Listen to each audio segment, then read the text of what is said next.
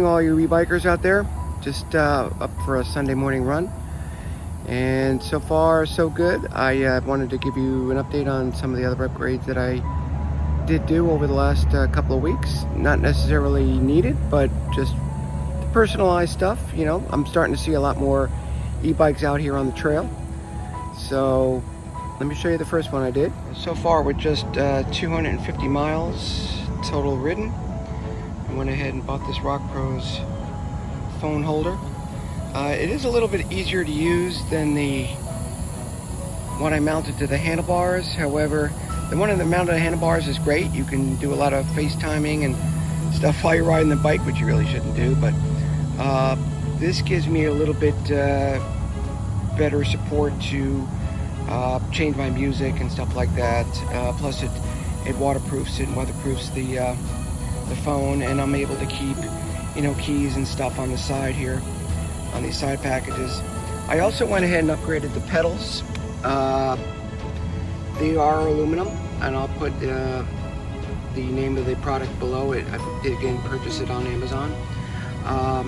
So far so good. It gives me a nice grip.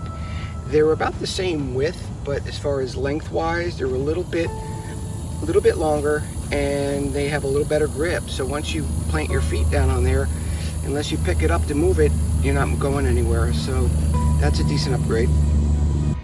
The other day I ended up taking off these 4 bolts and really giving that 46 tooth sprocket a good cleaning. It does get dirty, and just make sure you put everything back on correctly so you have the even space between the chain. But went ahead and gave everything a good cleaning. I'm going to be buying a chain cleaning kit, because I do notice that after you clean the chain and oil it and lube it and everything, after about, I don't know, 50, 75 miles, it does get a little bit dirty. The way to make these things last longer, obviously, is to keep it clean.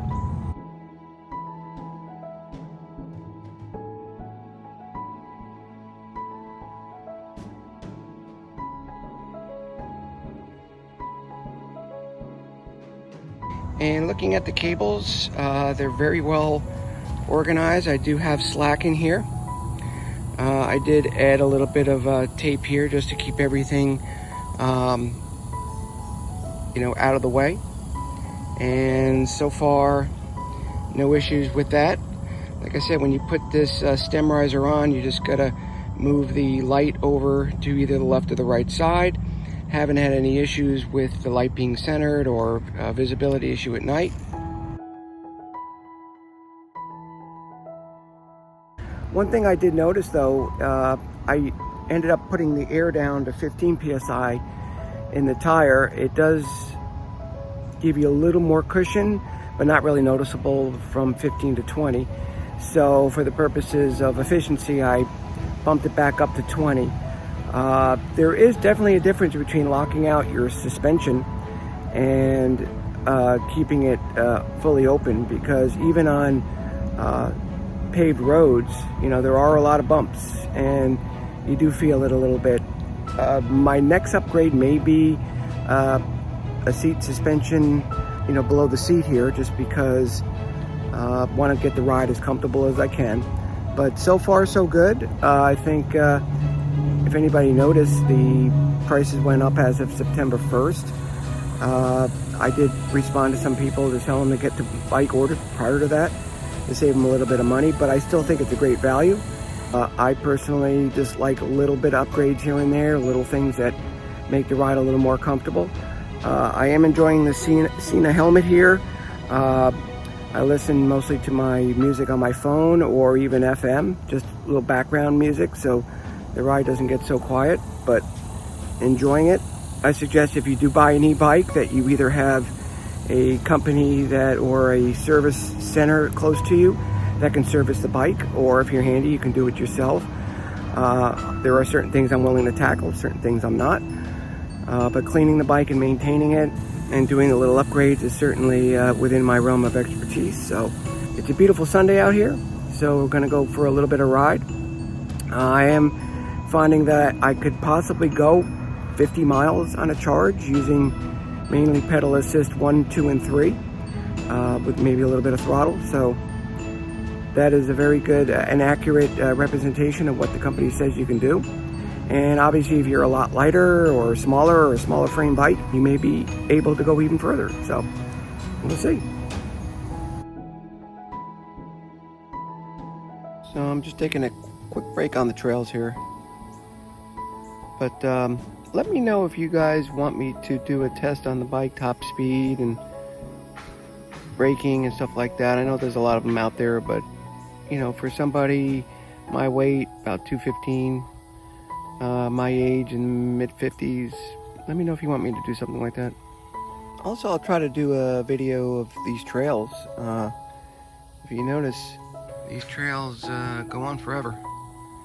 We are lucky enough to have in our county a lot of bike trails paved. So let me know.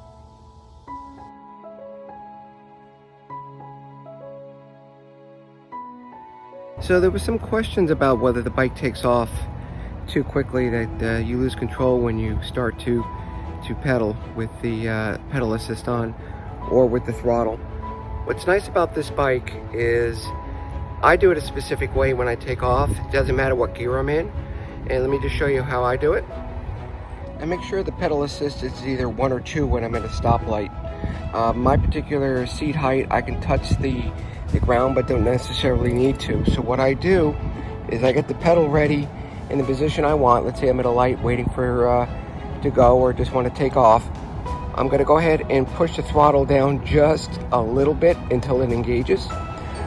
This way it doesn't automatically engage so much that you're going to take off and lose control of the bike. So what I do is basically get my pedal foot down where I want it, and it doesn't matter what gear you're in, and you go ahead and just push it down a little bit until it engages, and then you can start pedaling and immediately let go. You can see it kicks in, and then as soon as I let up, it stops. So let's try that again. Engaged, it disengaged. It doesn't take a lot to get used to, but once you figure it out, it should be very easy to stop and start from a dead stop without having to feel like the bike's going to take off on you. But just remember to, once you start pedaling, it's realizing that you are pedaling, but it doesn't realize how much torque you have on it. So if you're in the highest gear and you're struggling, like I said, use that throttle a little bit just to get you moving, just for half a throttle for half a second, and as soon as it engages, just let back off, and it should start guiding you right away, get your balance, and you're ready to ride.